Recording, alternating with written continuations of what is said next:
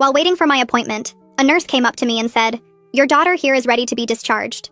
I was about to tell her I didn't have a daughter, but then I saw the teenage girl standing right behind her, staring right at me with wide, terrified eyes and her hands together like she was praying. She was mouthing the words, "Please say yes," while her whole body was shaking. Something in her face made me trust her. "Yes, sorry." I stood up quickly. "Let's go, honey." The nurse smiled and handed me a clipboard. She had a severe allergic reaction, but she's stable now. "Just sign here, Mrs. Kessler." I signed the fake name while the girl stayed close to me. Her hand grabbed my arm and I could feel her trembling. The nurse looked at the paperwork. "You can take her home now. Her father called earlier and said he's on his way if you needed to leave, but I told him you were already here." The girl's face went pale. Her fingers dug into my arm so hard it hurt.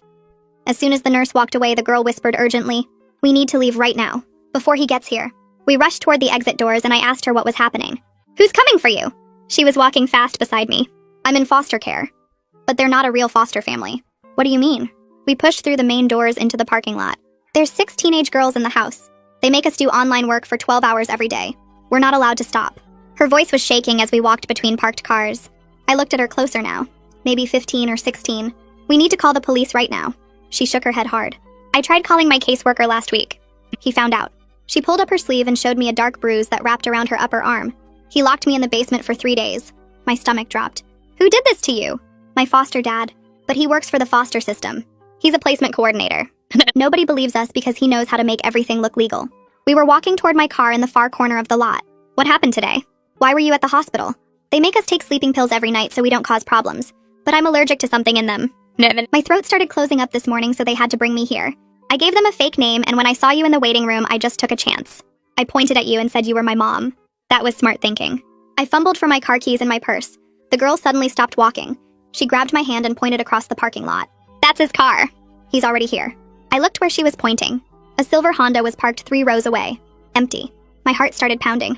If his car is here, that means he's inside the hospital looking for you right now. We have to hide. He always wears his work badge on a blue lanyard. People trust him because they think he works at the hospital. She was practically hyperventilating. I could see my car now. It was only 30 feet away. "We need to get to my car while he's still inside searching." We started walking faster, trying to look normal, but my hands were shaking. The girl stayed close, using me as a shield. "He texted the other kids this morning." The girl's voice cracked. "He said if I ran away, he would make all of them pay for it." They're probably getting punished right now because of me. We were almost at my car when I heard someone call out, "Excuse me, ma'am." We both turned around. A tall, bald man with glasses was walking toward us from the hospital entrance. The girl froze completely beside me. Her breathing got really fast. "That's him. That's my foster dad." My blood went cold. I looked at the man's face as he got closer. I recognized him immediately. No, that can't be right." My voice barely worked. "That's him." The girl's fingernails dug into my hand. "Please don't let him take me back." The man was close enough now that I could see his face clearly. My mind was spinning. This couldn't be possible. "Pablo?" My voice came out strangled and weak. He stopped walking for just a second. Confusion crossed his face when he recognized me, but his eyes just dropped down to look at the girl holding my hand. "What are you doing here? And why do you have Madison?" The girl whispered next to me. "His real name is Pablo Reeves." Her voice shook. "He has 6 of us in that house. The foster paperwork is all fake." Pablo took a step closer. His voice was friendly, but there was an edge to it. "Kate," he told me, "you don't understand what's happening here. Madison gets confused. She has behavioral issues. Let me take her home so we can sort this out." He reached his hand toward the girl. "She's not going anywhere with you." I stepped in front of her. "She doesn't need your permission." His friendly mask was slipping. "Madison, get over here. Now?" The girl pressed against my back.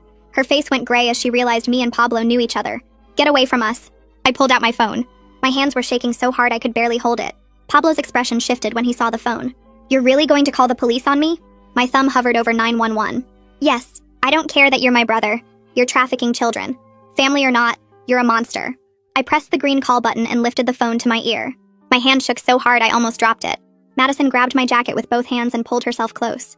She whispered right next to my ear that Pablo knows cops who helped him before when other girls tried to run. The phone rang once.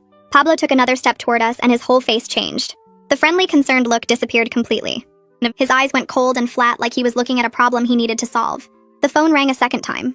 Pablo spoke in this calm voice that made my skin crawl. He told me I was making a huge mistake. Madison was a troubled kid with a history of lying about her caregivers. She had behavioral issues documented in her file. The 911 operator answered and asked what my emergency was. I kept my eyes on Pablo while I talked. I told the operator there was a trafficking situation at County Hospital parking lot section C. Pablo's face went white when he heard me say trafficking. Madison was still pressed against my side and I could feel her whole body shaking. The operator asked me to repeat what I said and stay on the line. Pablo stared at me for 3 more seconds. Then he turned around and walked fast toward his silver Honda. He didn't run, but he moved quick. I watched him get in his car and pull out of the parking spot. The operator was asking me questions about how many people were involved and if anyone was injured. I answered while watching Pablo's car drive toward the exit. Madison whispered that he was leaving to go hurt the other girls. The operator told me officers were on their way and to stay where I was. 4 minutes later, 2 police cars pulled into the lot with their lights on but no sirens. The officers got out and walked toward us. I put my phone away and stood up straighter. Madison moved behind me and grabbed the back of my shirt. One officer was older with gray hair and the other was younger, maybe 30. The older officer asked what was going on. I explained everything as fast as I could. Madison was a foster kid being trafficked. 6 girls total in a house. My brother Pablo Reeves ran the operation. He was a placement coordinator who made everything look legal. The younger officer's face changed when I said Pablo's name. He looked at the older officer and said he knew Pablo Reeves. Respected guy who worked in foster placement. My stomach dropped. The older officer asked Madison if what I said was true. She nodded but didn't speak. Her fingers dug into my shirt. The younger officer said they needed to take separate statements. He asked Madison to come with him to the other patrol car. Madison's breathing got really fast. She pressed harder against my back. I shouted that she stays with me or I'm calling a lawyer right now. Both officers stopped.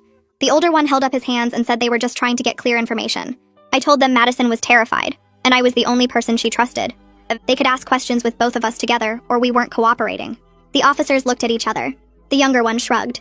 They spent 20 minutes asking us questions in the parking lot. Madison answered in a quiet voice while holding my hand. She told them about the house and the other girls and the online work. The officers wrote everything down. Then the older officer said they needed to take Madison to the station for a formal interview.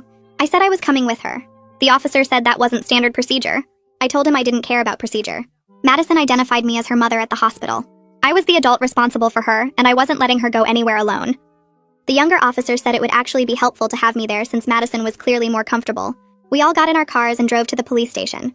The whole drive I watched Madison in my rearview mirror sitting in the back of the patrol car. She looked so small. At the station, they took us to a plain room with a table and chairs. The walls were gray and there was a camera in the corner. A detective came in about 10 minutes later. He was maybe 40 with dark hair and tired eyes. He introduced himself as Detective Santos. His voice was serious but not mean. He sat down across from us and asked Madison to tell him everything from the beginning. Madison's voice shook while she talked. She described all 6 girls and the 12-hour shifts doing online work, the sleeping pills they had to take, the basement where Pablo locked her for 3 days. Detective Santos wrote notes and asked questions. He wanted to know the exact address of the house, the layout of the rooms, the other girls' names. Madison knew everything. Tiana was 17 and the oldest. Larissa had been there the longest at 16. She named the other 3 girls too. Santos asked about Pablo's daily routine. When he left for work, when he came home, if anyone else came to the house. Madison answered every question with specific details. Her hands shook the whole time. Detective Santos leaned back in his chair. His expression had changed from skeptical to concerned. He said this needed immediate investigation. He asked Madison about the online work she mentioned. She looked down at the table. She said they did content creation for 12 hours every day. She wouldn't say what kind of content. Pablo collected all the money they made. He charged them for food and clothes and everything else, so they never had any money of their own. Detective Santos asked how much money. Madison said she didn't know the total, but Pablo showed them spreadsheets sometimes. Thousands of dollars every month. Her whole body was shaking now. Santos got up and brought her a cup of water and a blanket from somewhere. She wrapped it around her shoulders. He asked more questions about the sleeping pills and the allergic reaction. Madison explained they took pills every night so they wouldn't cause problems. She was allergic to something in them. This morning her throat closed up and Pablo had to take her to the hospital. She gave them a fake name. When she saw me in the waiting room, she took a chance and said I was her mom. Detective Santos nodded and wrote more notes. He asked about the basement punishment. Madison pulled up her sleeve again and showed the dark bruise. She said Pablo locked her down there for 3 days last week because she tried to call her caseworker. No food, no bathroom, just darkness. Her voice broke when she said it. Santos put down his pen. He said he needed to make some calls and he'd be right back. He left the room. Madison started crying. Real crying with her shoulders shaking and tears running down her face. I held her hand and told her she was safe now. She kept saying she was sorry. Sorry for getting me involved. Sorry for ruining my life. She understood if I wanted to leave now that I knew it was my own brother. I squeezed her hand harder. I told her she had nothing to be sorry for. Pablo was the one who should be sorry. She didn't ruin anything. Some things were more important than family. She looked at me with red eyes and asked if I really meant that. I said yes. I wasn't going anywhere. Madison looked up at me with red, puffy eyes. Her whole face was wet from crying. She wiped her nose with the back of her hand and tried to stop shaking. I squeezed her fingers tighter and told her Pablo stopped being my brother the second I found out what he was doing to kids. She sucked in a breath and her eyes got even wider. I said family doesn't mean anything when someone hurts children like this. She nodded really fast, and more tears ran down her face, but these looked different somehow. Like maybe she actually believed me. Her shoulders relaxed just a tiny bit, and she leaned against my arm. And I could feel her breathing slow down from that panicked gasping to something more normal. The door opened, and Detective Santos came back in carrying a folder. He sat down across from us, and his face looked serious, but not in a bad way. He said he just got off the phone with patrol officers, and they were heading to Pablo's house right now to check on the other girls. Madison's whole body jerked forward. Her face changed from scared to something like hope mixed with fear. She asked if they were really going there right now. Santos nodded and said they should arrive in about 15 minutes. Madison pressed both hands against her mouth. She started crying again, but also kind of laughing at the same time. Then her face went gray, and she grabbed my hand so hard it hurt. She whispered that the other girls were probably getting punished right now because of her. I told her this wasn't her fault, but she shook her head hard. She said Pablo told them this morning that if she ran away, everyone would pay for it. Santos leaned forward and said the officers would see if anyone was hurt, and they'd document everything. Madison nodded, but she looked sick. 2 hours crawled by while we sat in that room. Santos brought us sandwiches from somewhere, but Madison barely touched hers. She kept staring at the door waiting for news. I pulled out my phone and scrolled through my contacts until I found Owen's number. My ex-husband and I hadn't talked in maybe 3 months. I typed out a message asking if he still knew any lawyers who handled trafficking cases. I hit send before I could overthink it. My phone rang 30 seconds later. Owen's voice came through asking what the hell was happening. I gave him the short version about Madison and Pablo and the 6 girls. He went quiet for a long time. Then he said he was calling someone right now and he'd get back to me in 10 minutes. Madison watched me put my phone down. She asked who that was, and I told her my ex-husband used to be a lawyer before he switched careers. He still had connections with people who did this kind of work. She nodded and went back to staring at the door. My phone buzzed again 20 minutes later. Owen said he had a friend named Jamie who specialized in child advocacy cases, and she was willing to come to the station right now. He asked for the address and said he was coming too. I felt something loosen in my chest, knowing we'd have actual legal help. Owen showed up 40 minutes later with a woman who looked maybe 50 with short gray hair and intense eyes. She walked straight to Detective Santos and stuck out her hand. She said her name was Jamie, and she understood there was a minor in need of legal representation. Santos shook her hand and looked at me. I nodded and said I'd asked Owen to bring someone who could help Madison. Jamie pulled out a chair and sat down next to Madison. She asked Madison if she was okay with Jamie being here, and Madison said yes. Then Jamie started firing questions at Santos about protective custody arrangements and where Madison was supposed to stay tonight. Santos explained that normally she'd go back into foster placement, but given the circumstances, that seemed complicated. Jamie's face got hard. She said complicated wasn't the word she'd use. She said Pablo had access to every placement record in the system and could find Madison wherever they put her. We needed emergency housing that was completely off the official grid. Santos rubbed his face and said he'd have to make some calls about that. His phone rang before he could pick it up. He answered, and his expression changed while he listened. His jaw got tight and he wrote something down on his notepad. He said, "Okay, thanks," and hung up. Then he looked at all of us, and I knew it was bad news before he even opened his mouth. He said the officers just left Pablo's house. All 6 girls were present and accounted for. The house looked normal and clean. The girls said everything was fine and they didn't know what Madison was talking about. Pablo was cooperative and answered every question. Madison made a sound like someone punched her in the stomach. Her breathing got really fast and loud. She stood up so quick her chair fell backward.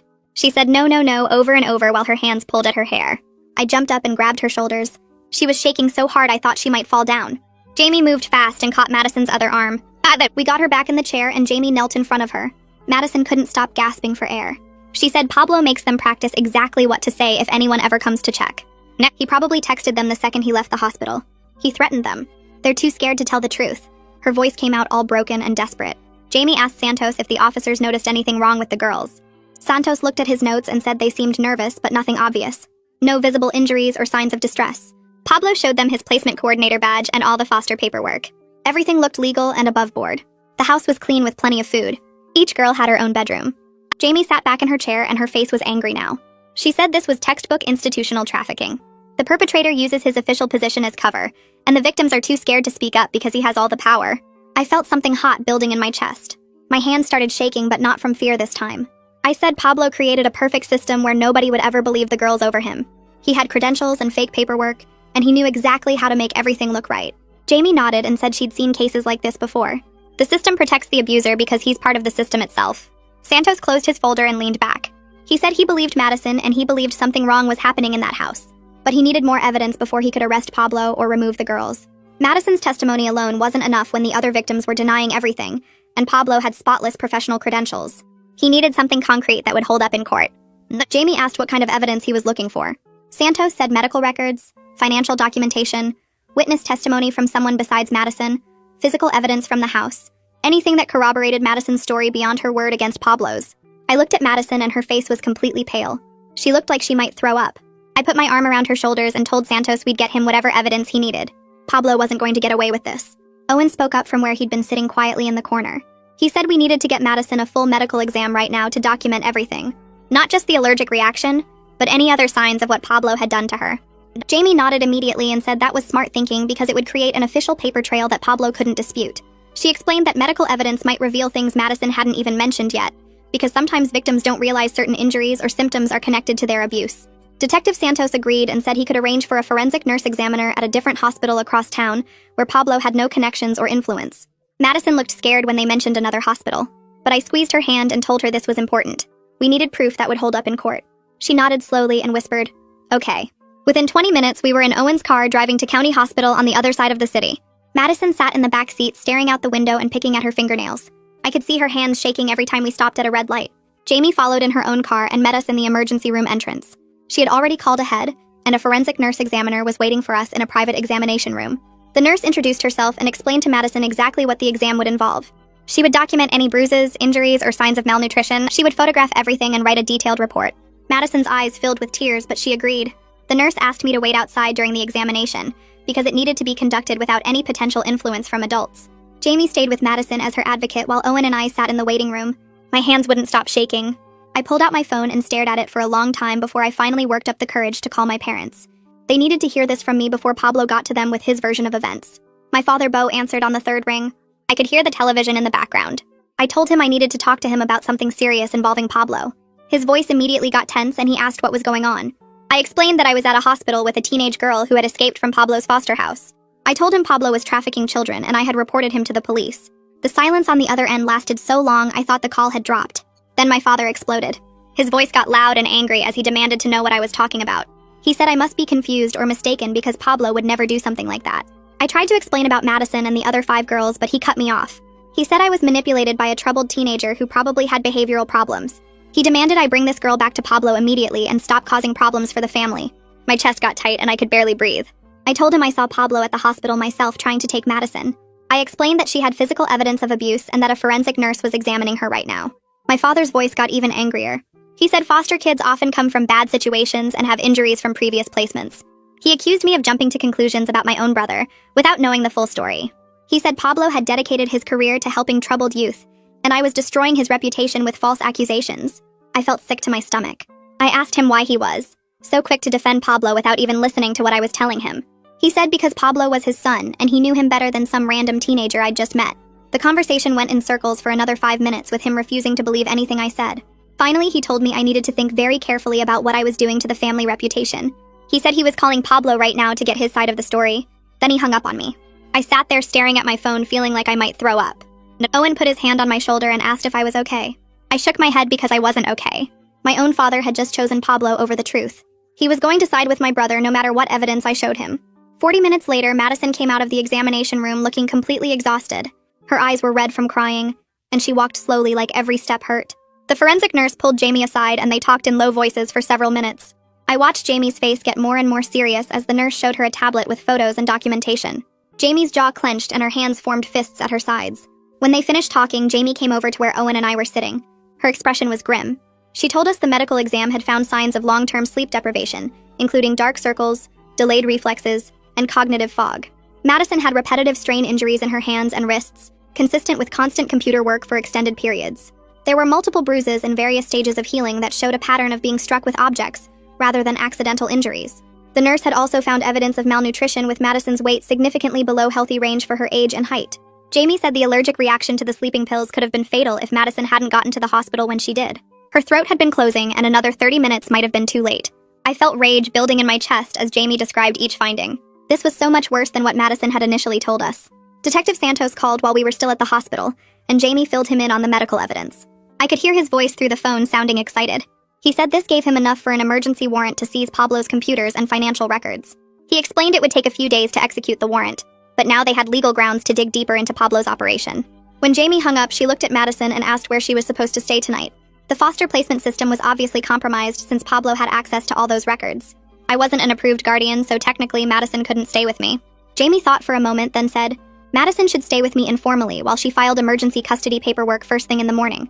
It wasn't exactly legal, but it was safer than putting Madison back into a system that Pablo could manipulate. Owen pulled Jamie aside while Madison was getting her jacket and offered to stay at my apartment with us.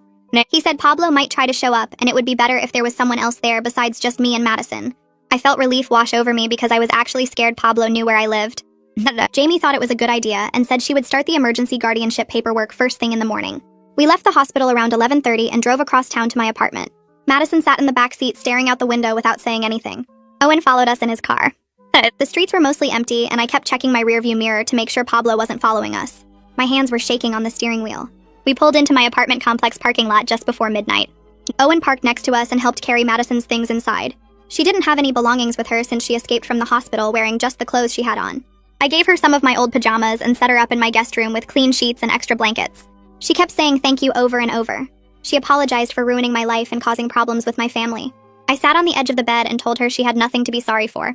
I said she was safe now and that was all that mattered. She looked at me with tears in her eyes and nodded. Owen made himself comfortable on my couch with a pillow and blanket. I went to my bedroom but couldn't fall asleep. I lay there in the dark thinking about the 5 other girls still trapped in Pablo's house. They were probably getting punished right now because Madison escaped. Pablo would be angry and taking it out on them. I kept thinking about my brother and trying to remember him as a kid. We used to play together in the backyard. He taught me how to ride a bike. I couldn't understand how that person turned into someone who would hurt children. My brain couldn't make those 2 versions of Pablo fit together. I finally fell asleep around 4 in the morning and woke up 3 hours later when my phone rang. It was Jamie calling. She told me she was filing for emergency guardianship on my behalf that morning. She explained it would give me legal authority to make decisions for Madison.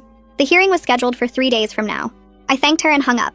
Then Detective Santos called 20 minutes later. He said Pablo had hired an expensive defense attorney overnight. The lawyer was already claiming Madison had a documented history of behavioral problems and false accusations against previous foster families. My stomach dropped when I heard this. I realized Pablo had been preparing for this possibility. He had fake paperwork ready to discredit Madison before she even escaped. Detective Santos said they would need strong evidence to counter Pablo's defense strategy. I felt my hopes starting to sink. Madison came out of the guest room and heard me talking on the phone. She asked what was wrong. I told her about Pablo's lawyer and the fake behavioral reports. Her face went pale. She sat down at my kitchen table and explained that Pablo kept detailed files on all 6 girls. He created fake behavioral reports documenting made-up problems and incidents. He used these files to discredit them if they ever tried to report him. It made them look like troubled kids who couldn't be trusted. She said Pablo had been building these files for months. Owen came over from the couch and listened to Madison explain Pablo's system. He suggested we try to contact the other 5 girls directly. Maybe one of them would be willing to talk now that Madison was safely out. Jamie called back and warned that contacting the girls could be considered interference with the investigation. But Detective Santos said if the girls reached out to us voluntarily, that would be different. Madison remembered an email address that one of the girls named Tiana had memorized before Pablo took their phones away. Tiana was the oldest girl at 17. I created a new email account using a fake name so Pablo couldn't trace it. Madison helped me write a message to Tiana. We explained that Madison was safe and staying with someone who wanted to help. We asked if Tiana wanted help getting out too. We sent the email around 9 in the morning. Then we waited. 6 hours passed with no response. I started thinking Pablo had already changed all their passwords or blocked their access somehow. Madison kept checking my phone every few minutes looking for a reply. Owen ordered pizza for lunch, but none of us ate much. I was staring at my phone when it finally buzzed at 3:15. A new email from an account I didn't recognize. The message said this is Tiana and that he took their phones, but she was on a computer at the public library. She said she was scared. My hand started shaking as I read it. Madison grabbed my arm and read over my shoulder. I typed back immediately asking if she was safe right now. She replied that she had to sign out a library computer for 1 hour, and Pablo thought she was at a school study group. We emailed back and forth for the next 20 minutes. Tiana confirmed everything Madison had told us about the house and the online work. She added that Pablo threatened all of them this morning. He said if anyone tried to leave, he would report them as runaways. That would send them to juvenile detention because they had no other family. Tiana said the younger girls were too scared to even think about escaping now. She asked if Madison was really okay, and if we could actually help them get out. I told her yes and that we had a lawyer and detective working on the case. Then Tiana's messages stopped coming. Madison said her library hour must have ended. We sat there staring at my phone, hoping she would log back on, but nothing came through. I forwarded Tiana's last message to Detective Santos right away and called him. He picked up on the second ring, and I explained that we'd been emailing with another girl from Pablo's house who confirmed everything Madison said. Detective Santos asked me to send him screenshots of the entire conversation and said this was exactly what they needed. A second victim willing to talk changed everything. He asked if Tiana could come to the police station tomorrow during her school lunch period when Pablo wouldn't be monitoring her. I told him I'd email her back and ask. Madison was sitting next to me on the couch looking hopeful for the first time in days. I typed a message to Tiana explaining that Detective Santos wanted to meet with her tomorrow at lunch and that we could keep her safe. I hit send and we waited.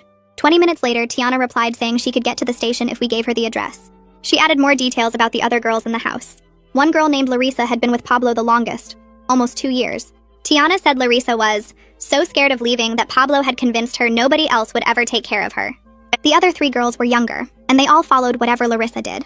Tiana said if Larissa stayed, then the younger girls would stay too because they trusted her judgment. I read this to Madison and she nodded. She said Larissa used to talk about running away when she first got there, but Pablo broke her down over time. He told her she was too damaged for anyone else to want her.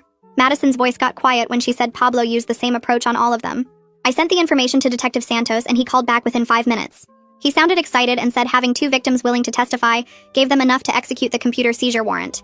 He told me to give Tiana the station address and he'd arrange everything for tomorrow. After I hung up, Owen made dinner while Madison and I sat at the kitchen table. She kept checking my phone every few minutes to see if Tiana sent anything else. Around 8 that night, my phone rang with my mother's number.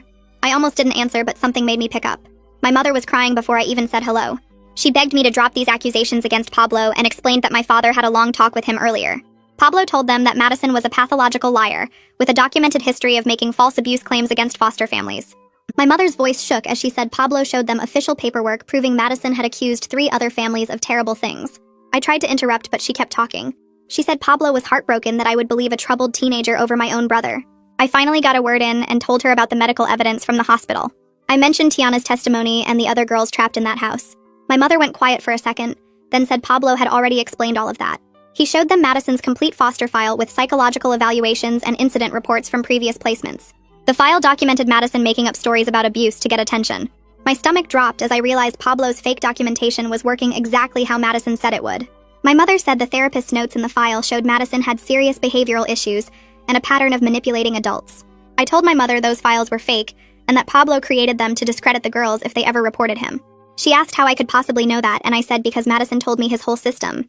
My mother's crying got louder and she said I was choosing to believe a stranger's lies over my own family. She told me everyone was standing behind Pablo, and if I continued with these accusations, I was cutting myself off from all of them. I tried to explain about the medical evidence and Detective Santos's investigation, but she wasn't listening. She said I had a choice to make right now.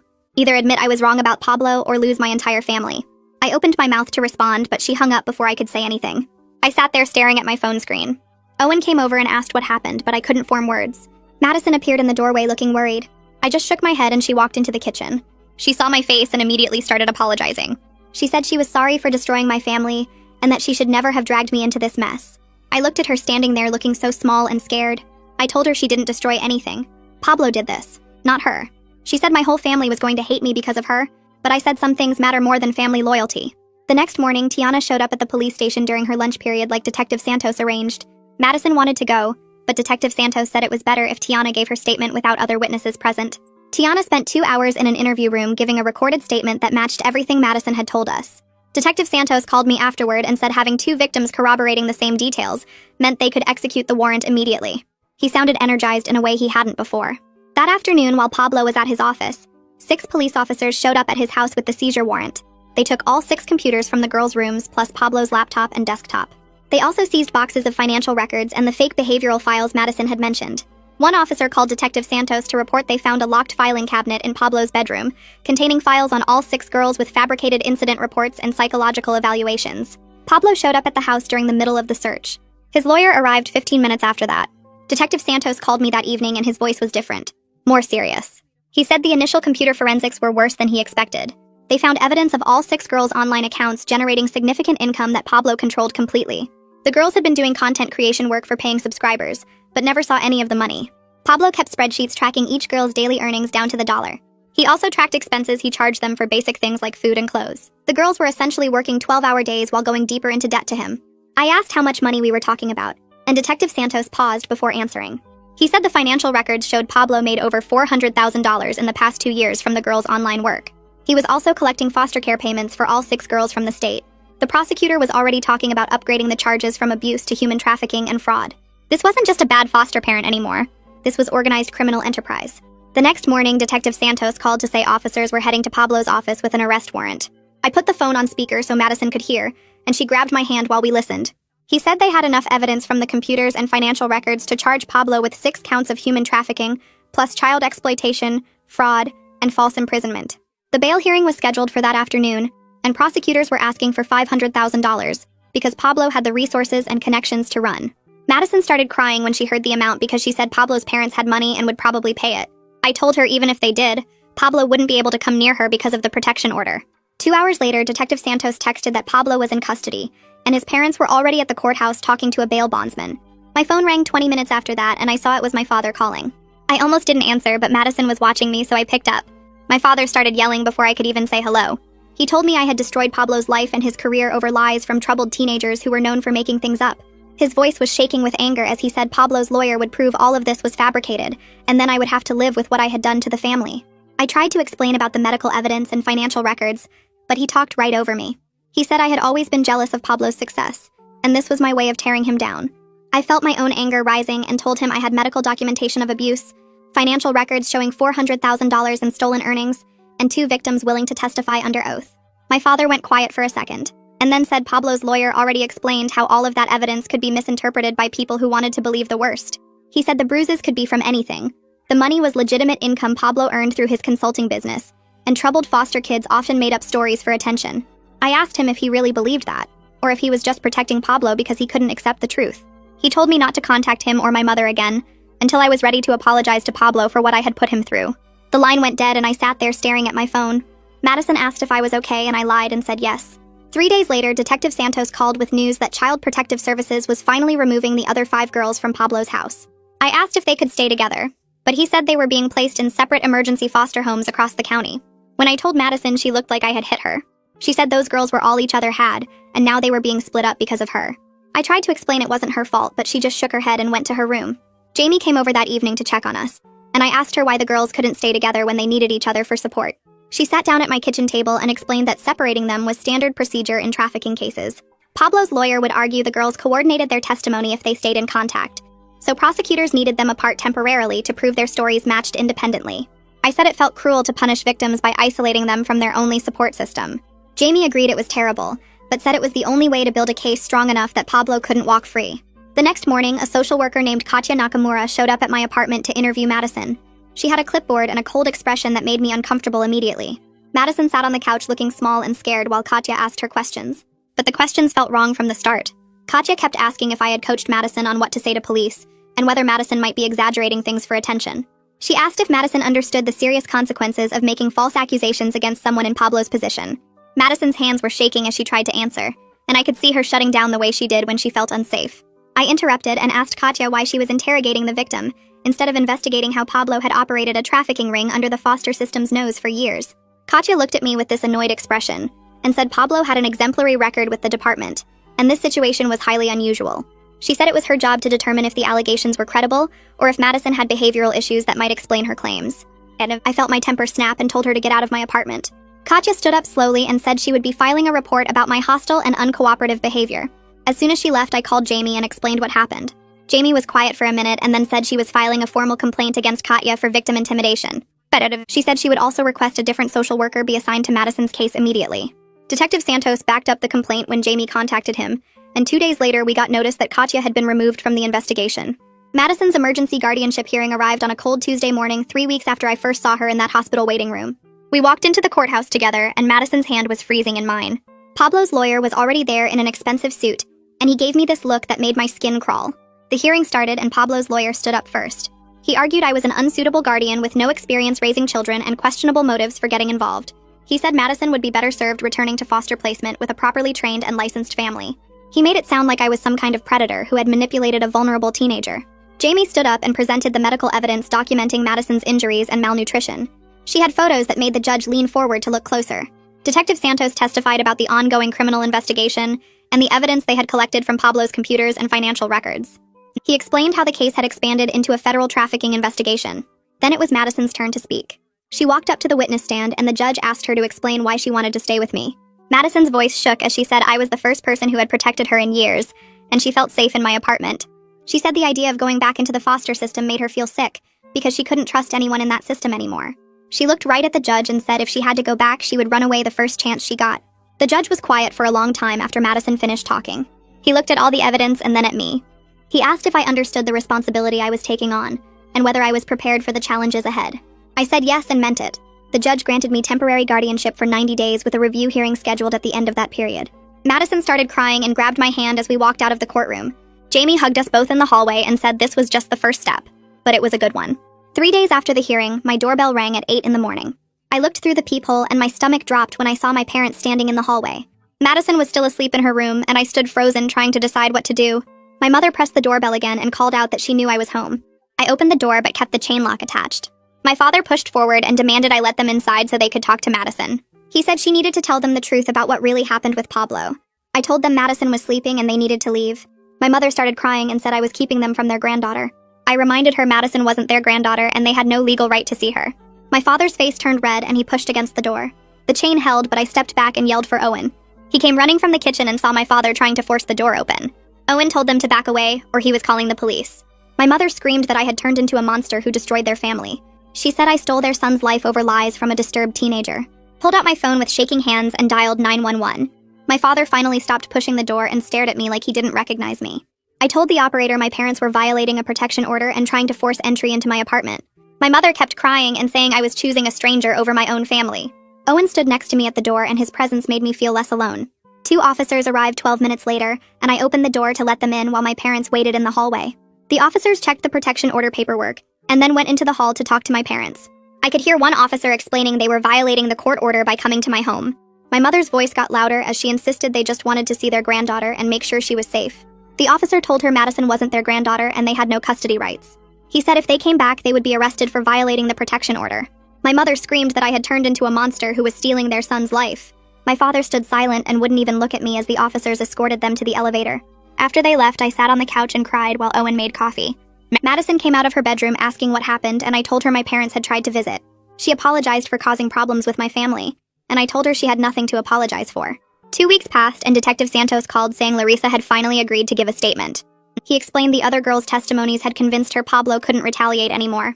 Jamie and I took Madison to the police station where Larissa was waiting in an interview room. The girls hugged each other and cried for several minutes before Detective Santos started the recording. Larissa's statement lasted almost 4 hours because she had been with Pablo the longest and witnessed everything from the beginning. She described how Pablo started with just 1 or 2 girls doing real online tutoring for school subjects. The work was legitimate at first, and he seemed like a caring foster parent who wanted to help. Then he gradually shifted to different kinds of online content that made more money. He isolated them from outside contact by taking their phones and monitoring all their communications. Larissa said Pablo told them they were lucky to have a home because most foster kids ended up on the streets. He convinced them the online work was necessary to pay for their food and housing. She explained how the sleeping pills started after one girl tried to run away. Pablo said the pills would help them rest better, but really he used them to keep everyone compliant and too tired to cause problems. Larissa provided names of 4 other men Pablo worked with who placed girls in similar situations. She said these men operated across 3 different states, and Pablo bragged about how much money the network was making. Detective Santos asked specific questions about financial records, and Larissa described seeing Pablo's spreadsheets tracking each girl's earnings. She said Pablo charged them for everything including food and clothes so they could never save enough money to leave.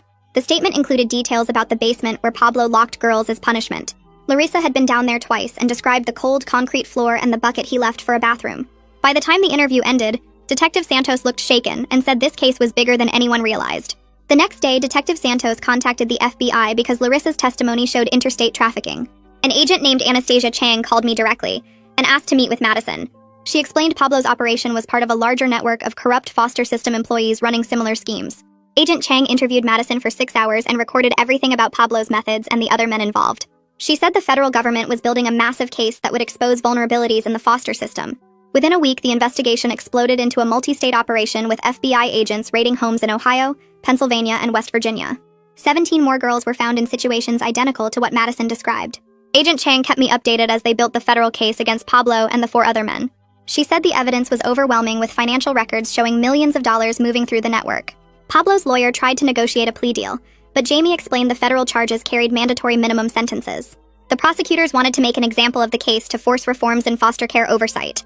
Pablo's lawyer kept pushing for reduced charges, but Agent Chang said the trafficking evidence was too strong. Jamie told me the prosecutors were determined to show that working within the system didn't protect traffickers from consequences. The legal process dragged on for weeks with constant motions and hearings. Madison had to testify before a grand jury, which terrified her, but she did it anyway. I sat outside the courtroom while she gave her testimony and held her hand when she came out crying. 3 months after Madison escaped from the hospital, Pablo stood in federal court and pleaded guilty to all charges. The judge sentenced him to 28 years in federal prison with no possibility of early release. The 4 other men in the network received similar sentences ranging from 22 to 30 years. Agent Chang called to tell me they had rescued 17 more girls from various locations and shut down the entire trafficking network. She said Madison's bravery in that hospital parking lot had saved dozens of lives. I cried when I hung up the phone because the reality of what could have happened to Madison finally hit me. If she hadn't pointed at me in that waiting room, she would still be trapped in Pablo's house or worse. The 5 other girls from Pablo's house were placed in separate foster homes across the county. Jamie explained they needed different placements to prevent any appearance of coordinating testimony. Madison asked constantly about Tiana and Larissa and whether they were safe. Their therapists arranged supervised video calls twice a month so the girls could stay connected. I sat with Madison during the first call and watched her face light up when she saw Tiana on the screen. They talked about their new schools and their therapy sessions. Larissa joined the call and told Madison she was learning to play guitar in her new placement. All 3 girls struggled with trust issues and anxiety, but they were slowly adjusting. Madison's therapist said maintaining these connections was important for their recovery, even though they couldn't see each other in person yet. My parents sent an email through their lawyer 6 weeks after Pablo's sentencing. The message acknowledged that Pablo had confessed to everything and asked if I would be willing to meet with them to talk. I read the email 3 times trying to figure out how I felt. Part of me wanted to see them and try to rebuild some kind of relationship, but most of me felt angry that it took a confession and a 28-year sentence for them to believe me. I wrote back through Jamie saying I needed more time to process everything that happened. I told them I wasn't ready to meet yet and didn't know when I would be. My mother responded asking if Madison would be willing to meet them instead. I deleted that email without answering because Madison had enough to deal with without my parents trying to insert themselves into her life. Madison started therapy twice a week with a specialist in trafficking trauma. She enrolled in online school because regular classrooms triggered her anxiety too badly. The thought of being in a room with other teenagers made her panic. Her therapist said this was normal and they would work toward regular school when Madison felt ready. Some days were good and Madison seemed almost like a regular teenager watching movies and talking about music. Other days she barely left her room and I could hear her crying through the door. She had nightmares most nights and would wake up screaming. The sleeping pills Pablo forced on her had created an association between sleep and danger. Her therapist prescribed different medication to help, but Madison was terrified to take anything. I sat with her every night until she fell asleep and left my bedroom door open so she could come get me if she had a nightmare. Progress was slow, but the therapist said Madison was doing better than most trafficking survivors at this stage.